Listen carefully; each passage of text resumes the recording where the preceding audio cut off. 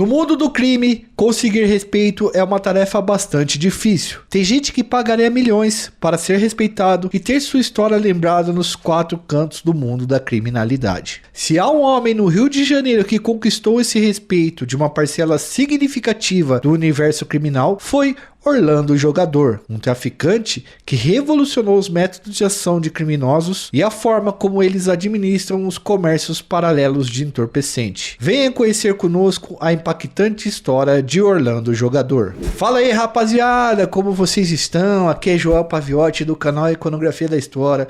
Bicho, tô feliz demais com os nossos resultados. Hoje a gente vai falar de um vídeo, um personagem bastante pedido. Bicho, vocês sempre pedem pra gente aí nos comentários vídeos de pessoas, de personagens que vocês querem ver. E aí, sempre quando a gente lança o vídeo do CV, vocês colam lá e falam assim: ah, fala do Orlando Jogador, fala da história dele, fala da vida dele, que é muito louco e tal. E realmente, quando a gente foi atrás da vida do Orlando Jogador, a gente percebeu que ele foi um cara bastante revolucionário para a história do crime carioca, né, fluminense. E a gente resolveu trazer essa história aqui para vocês, então segura aí na cadeira que vai ser um conto bastante legal, de uma realidade bastante pesada brasileira, como sempre a gente conta por aqui. Antes da gente entrar no vídeo, eu peço para vocês o like de vocês, que se inscrevam no canal, pessoal, não deixe de se inscrever no nosso canal e ative o sininho para receber notificações todas as vezes que nós lançarmos um vídeo novo. Fazendo isso, você vira parceiro do nosso canal, nos ajuda muito a produzir e nos ajuda muito a manter toda essa estrutura aqui e a contar novamente outras histórias interessantes como essa do Orlando Jogador, que você vai ver daqui a pouco. Edu, sem mais delongas, roda a vinheta.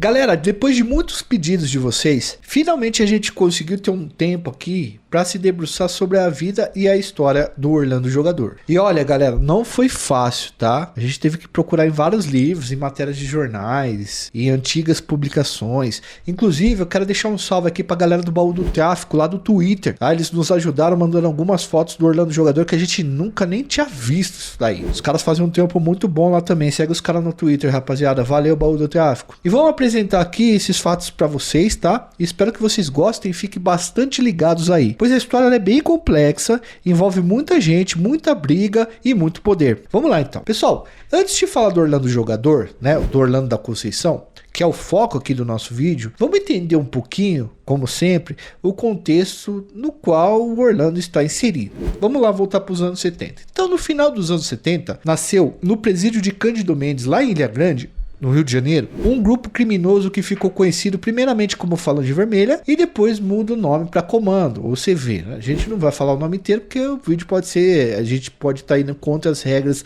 da plataforma. Ali na cadeia, no Cândido Mendes, nós tínhamos uns caras muito pesado no mundo da bandidagem. Zé do Bigode, professor, escadinha, gordo, bagulhando. A gente já falou de vários deles aqui, vou pedir para deixar no card para vocês. Uma pá de gente que ajudou a fundar o CV, não era brincadeira não. E aí eu vou pedir licença para vocês, para não aprofundar muito nisso, né, na formação do CV, porque a ideia aqui é desenvolver outro tema. Mas vocês podem acompanhar essa história da formação aí em dois vídeos que nós temos sobre o assunto. Um sobre o Zé do Bigode e o outro do William da Silva Lima, conhecido como professor. Deem uma olhada lá depois que vocês assistirem esse vídeo aqui falando do Orlando da Conceição. O CV nasce e no início dos anos 80, os caras que formaram o grupo, formaram o CV, começam a sair da cadeia. É também nos anos 80, galera, que um cara chamado Toninho Turco, um cara que nós já falamos por aqui também, o vídeo dele inclusive é muito bom. Esse Toninho Turco, ele começa a ter relações comerciais com o cartel de Medellín e ele começa a trazer farinha para o Brasil, principalmente para o Rio de Janeiro. Ali em meados dos anos 80, inicia-se no Rio de Janeiro a era do pó, a era da farinha, irmão.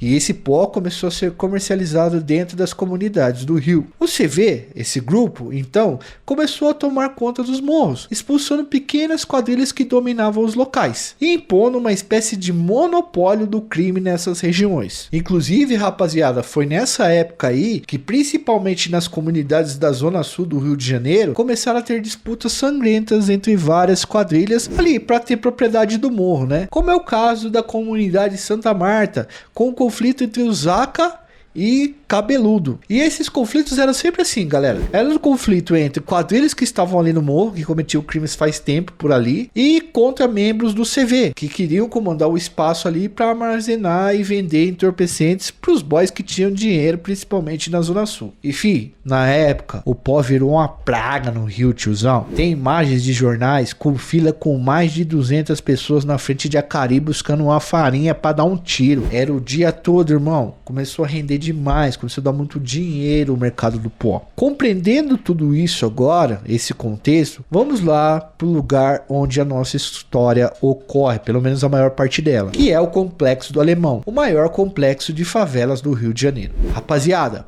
o Alemão é enorme. Para vocês terem uma noção, a gente trouxe esses dados para vocês. No censo de 2010, o último realizado, estimava-se que o Complexo do Alemão, que é um conjunto com uma pá de favela, teria 60 mil habitantes morando em pelo menos 21 mil domicílios. É casa pra cacete.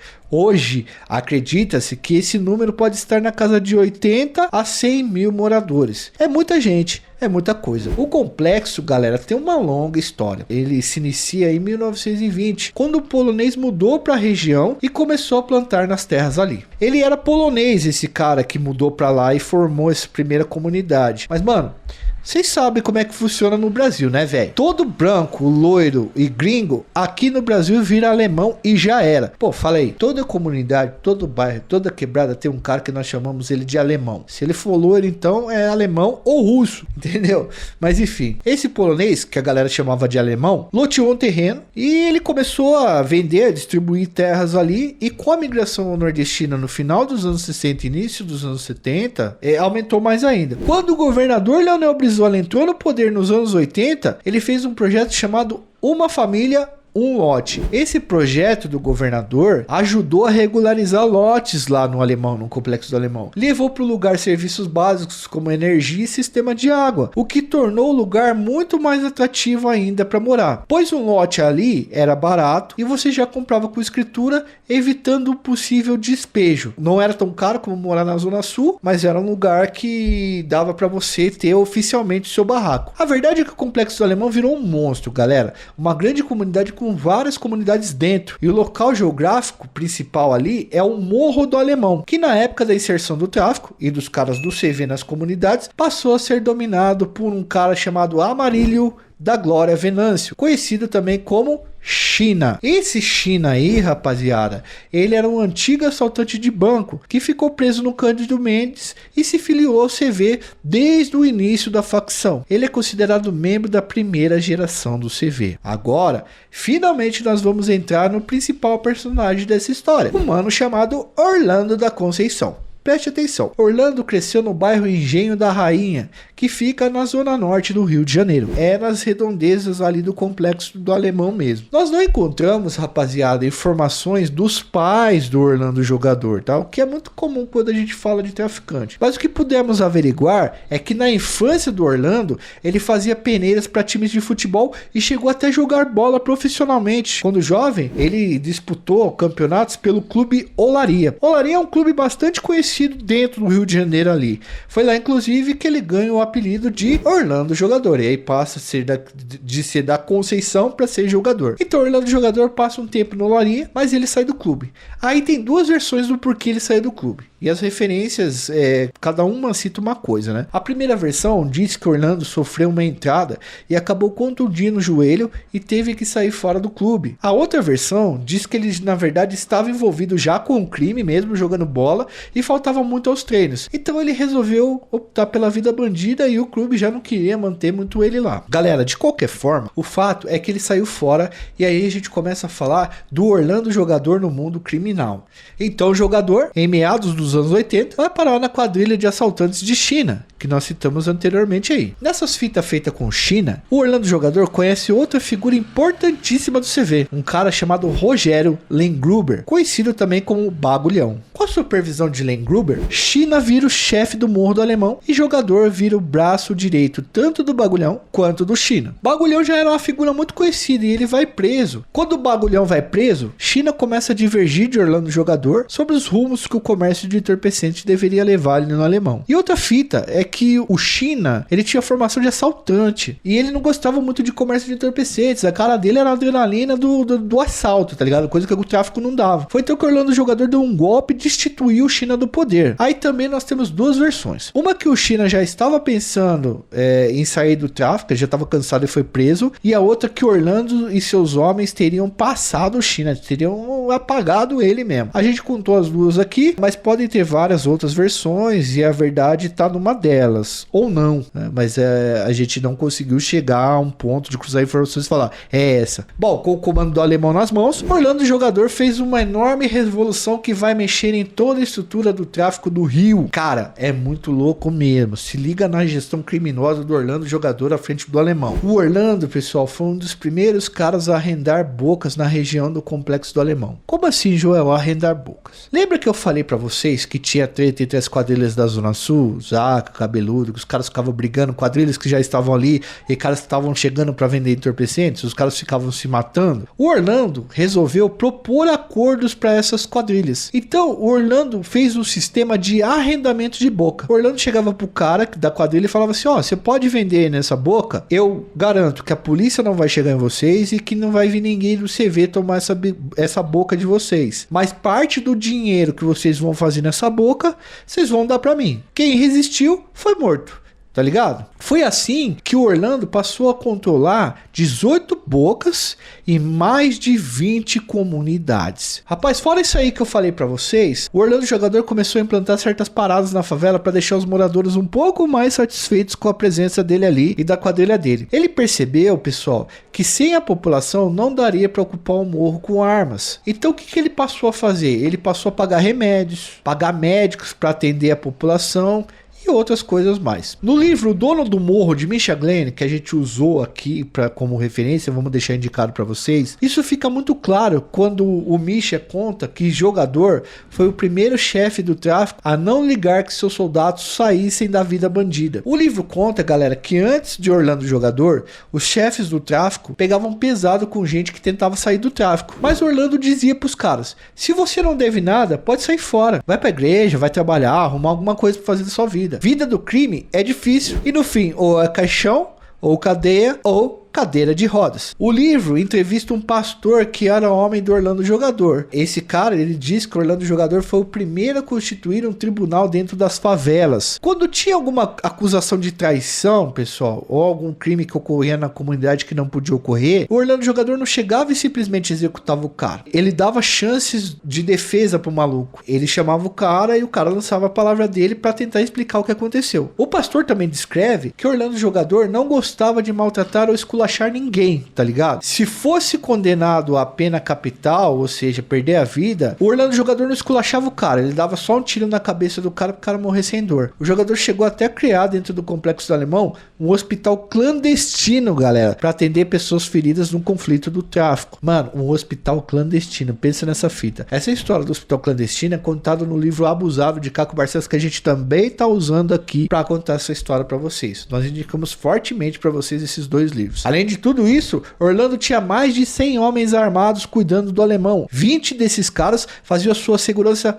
pessoal. Era um grande chefão mesmo, coisa absurda. Além disso tudo que eu contei, ele foi um dos primeiros bandidos a inserir o calibre 7.62 dentro das favelas, lá no início dos anos 90. A inclusão do 7.62 acabou mudando o poder de fogo das favelas para sempre, né? O que também revolucionou a história do crime no Rio de Janeiro e a história da polícia no Rio de Janeiro também. Para você ver o tanto de coisa que Jogador alterou e quão revolucionário ele foi. Fora isso, pelo que pesquisamos aqui nos comentários da internet, de gente que conheceu Orlando Jogador, parece que a população gostava bastante dele lá na periferia onde ele tomava conta. Não sei também, pode ser impressão nossa, mas tudo bem, foi o que a gente pesquisou aqui em alguns lugares que a gente foi procurar. Pra vocês terem uma ideia de uma outra fita muito louca, o Orlando Jogador, ele garantia uma certa porcentagem de pureza no pó que ele vendia. E todas as bocas que eram ligadas a ele tinha que vender o pó da mesma qualidade. É como se ele padronizasse o pino de farinha, você entendeu? Como se fosse o McDonald's produzindo Big Mac, manja? Essa Essas fitas que o Orlando Jogador fazia, chegou a fazer uma migração de viciado do sul do Rio de Janeiro pro norte da cidade. Todo esse sucesso no mundo do crime e respeito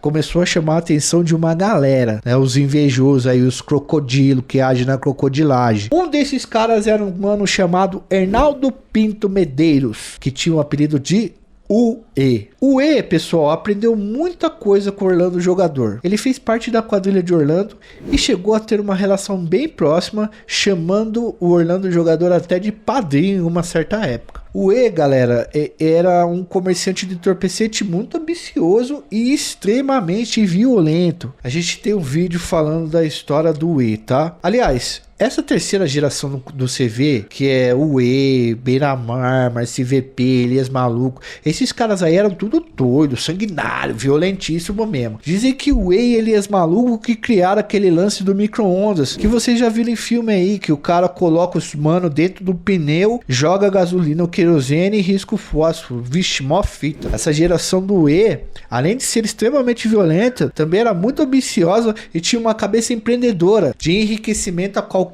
custo, bem diferente, por exemplo, da primeira geração do China e da segunda geração ali do Orlando Jogador. E aí, galera, o E, vendo tudo aquilo na mão do jogador, todo aquele sucesso, ele percebeu que era todo aquele empreendimento era algo extremamente rentável e que dava para tirar muito mais dinheiro se ele expandisse ali e se ele tomasse aquilo do Orlando Jogador. Na época, o E era à frente do Morro do Adeus. E é esse olho grande do E, junto com alguns motivos pessoais, que vai mover uma das maiores tretas da história do crime do Rio de Janeiro e uma pilantragem da porra mesmo, uma crocodilagem terrível. O E queria, na real, era tomar conta do Morro do Adeus sem ter que prestar contas e do tráfico do Complexo do Alemão. Galera, o Complexo do Alemão é enorme, velho, é enorme. Rende muito dinheiro, até hoje, tá ligado? Muita farinha, muito pó. Só que pra concretizar o sinistro objetivo, o E tinha que tirar o Orlando Jogador do poder. É isso. O E tinha nada mais, nada menos que tirar o Orlando Jogador. Tinha o Orlando Jogador como obstáculo. Pedra enorme, hein, tio? Porque todo mundo respeitava o cara. O plano de UE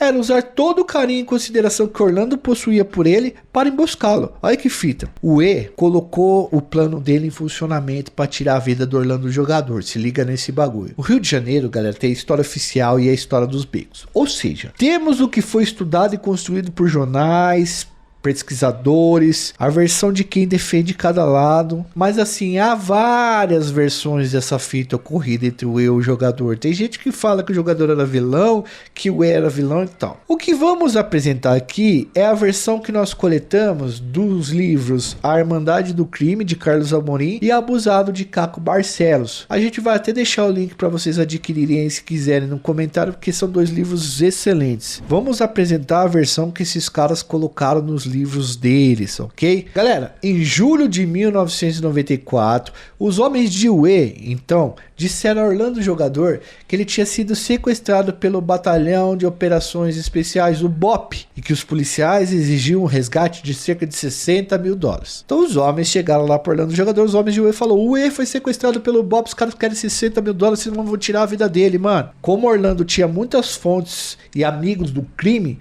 rapidamente ele passou em várias favelas, arrecadou dinheiro e se encontrou com os homens de UE para entregar o dinheiro para ser entregue para os caras do BOP. Orlando foi entregar o dinheiro no lugar marcado, ele achou que ia encontrar os policiais lá junto com os homens do UE, e o UE estava no local com o dobro de homens do Orlando, todos fortemente armados. Quando o Orlando entregou o dinheiro, os homens de UE atiraram e tiraram a vida de Orlando Jogador e de seus parceiros. Foi um banho de sangue, e um banho de sangue que correu o Rio de Janeiro. Rapaziada, depois desse acontecimento, todo traficante, toda a favela, todo mundo do submundo do crime sabia que aquilo ia dar uma grande merda. Uma grande merda. Orlando Jogador era um dos últimos bandidos das antigas. Ele era respeitado por todo mundo. Ele tinha muito poder. Essa fita aí que o E aprontou fez um rompimento no mundo dos delitos inimaginável até aquele momento. Um negócio bem forte, pesado e de uma magnitude muito grande. O E se defendeu dizendo que o Orlando jogador tinha baleado seu irmão anos antes e que o jogador pretendia tirar a sua vida. E aí o que ele fez foi tirar a vida do Orlando jogador primeiro. Mas assim, não colou, galera. A galera não acreditou nessa fita. O E foi expulso do CV e Escadinha, um dos principais líderes do crime, passou o pano pro E porque gostava muito do E. Como o E já era poderoso na época também, né, o E acabou entrando em outra organização. A ação covarde do E gerou um conflito sem precedentes. Tanto em tudo quanto é canto e tudo quanto é comunidade. O CV, por exemplo, decretou a expulsão e perseguição do E.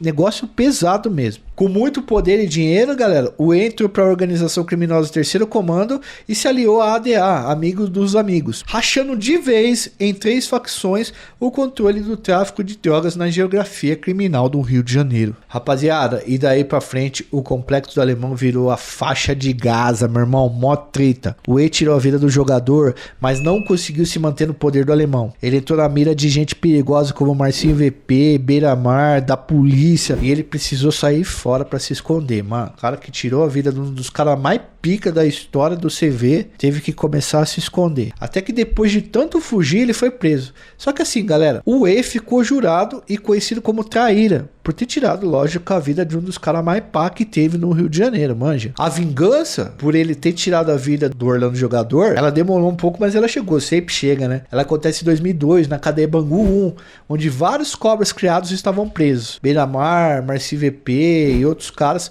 planejaram uma rebelião e tiraram a vida de E. A gente não vai contar isso aqui porque a gente tem um vídeo falando sobre a história de Bangu 1 e a gente tem um vídeo também falando sobre essa traição do E, muito bem assistido aqui, depois vocês vão assistir também. O fato é que o alemão nunca mais foi dominado da mesma forma e de forma tão extensa como foi nas mãos e na época do Orlando jogador. Ele, sem dúvida alguma, galera, sem dúvida alguma, é considerado um dos maiores criminosos que já passaram pela história do Rio de Janeiro e também dos que mais angariaram o respeito de outros bandidos criminosos, até fora do Rio de Janeiro. E eu vou falar pra você, ser um dos bandidos mais respeitados da história do Rio é um baita de um feito. O fim dele foi um baita de um impacto também entre todos os setores do tráfico e até o sistema policial de segurança pública do Rio de Janeiro sentiu essa parada. Bom, galera, espero que vocês tenham gostado desse vídeo. Depois de tanto pedir, a gente conseguiu fazer ele. Lógico que tem alguns detalhezinhos aqui que a gente vai perdendo e tal. Eu me desculpo, às vezes a gente erra um nome, erra uma coisinha aqui, uma coisinha ali, mas vocês sabem, é muito conteúdo, é muita pesquisa, a gente sempre tenta trazer a maior qualidade de informações e mais verossímeis possíveis para vocês. Antes de ir embora, eu peço que você deixe seu like, se inscreva no canal, ative o sininho, vire membro do nosso canal para ter conteúdos exclusivos por apenas R$ 4,99 por mês e vocês ajudam a gente a manter toda essa estrutura aqui e o nosso trabalho. Um forte abraço a todos, eu sou Joel Paviotti, fui, valeu, até uma próxima.